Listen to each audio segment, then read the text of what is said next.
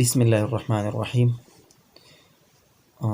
دیروي اکیډمي دا یو نوې سلسله مونږ شروع کوو تعلیمي لحاظ سره، چونکې تعلیمي لحاظ سره خو په یوټیوب باندې او په فیسبوک باندې ډېرې زیاتې ویډیوګانې موجود دي، خو په پښتو ژبه کې خصوصا د دې ډېر زیات کمی دی.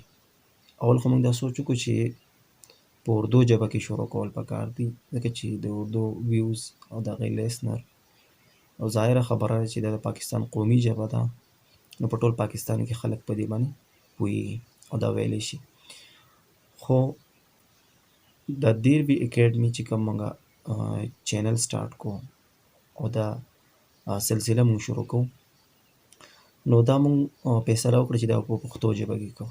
د هغې وجه دا ده چې په پښتو ژبه کې د ایجوکیشنل چې کوم ویډیوز دي د هغې ډېر زیات کمی دی، او تعلیم اصل کې په مورنۍ ژبه کې پکار دی چې تعلیم انسان ته په هغه څیز به ته ډېر ښه پوهېږي چې هغه ته په مورنۍ ژبه کې ووایې، یعنې ظاهره خبره ده چې په خپله ژبه کې ووایې.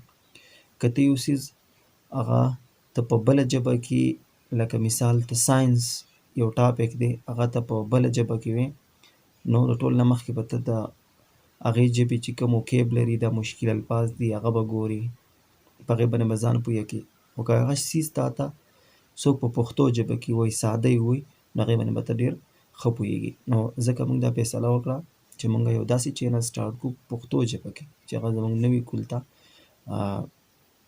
فایده ورکړي، ظاهره خبره ده او هغوی ته دې فایده ورسي. نو دغه مقصد دی.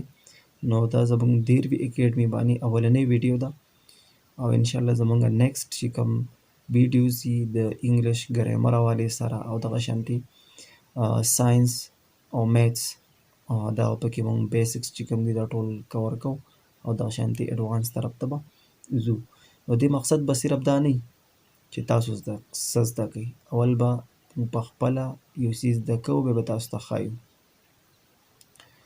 نو انشاءالله موږ د الله نه دا دعا کوو چې الله موږ پر خپل مقصد کې شي او زموږ نه چاته فایده ورسي.